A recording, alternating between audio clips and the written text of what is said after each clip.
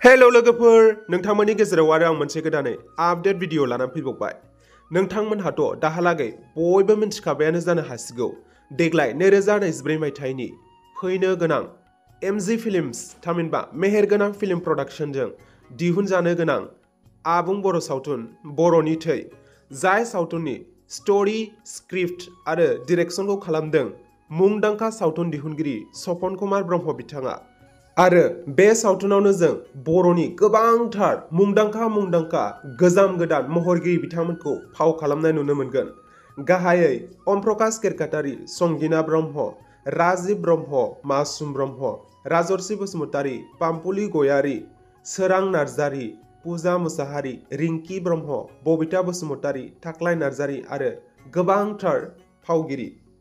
आरो बे सावथुनाव जों बेसेबांबा गोबाव बोसोरनि गेप थानायनि उनाव आगुनि फावखुंग्रि गीतांजलि बसुमतारी बिथांखौबो नुफिननो मोनसिगोन।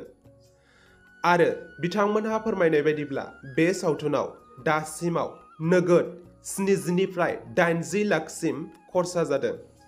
जिहेतु बे सावथुननि टाइटेला बर'नि थै, बेनि सल'आबो बर' हारिनि गोथां जारिमिनखौ लानानैनो बिथा खालामनाय।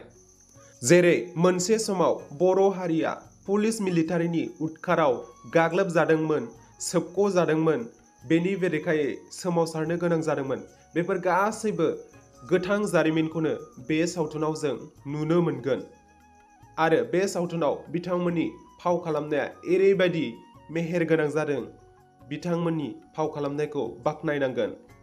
आरो बेनि थाखायनो नोंथांमोना जायफोरा बे बर'नि थै सावथुननि अफिसियेल ट्रेलारखौ नायथ'वाखै, एमजि फिल्म्स थामहिनबा मेहेरगोनां फिल्म प्रडाक्शन इउटुब चेनेलाव थांनानै नायहैनो हासिगोन।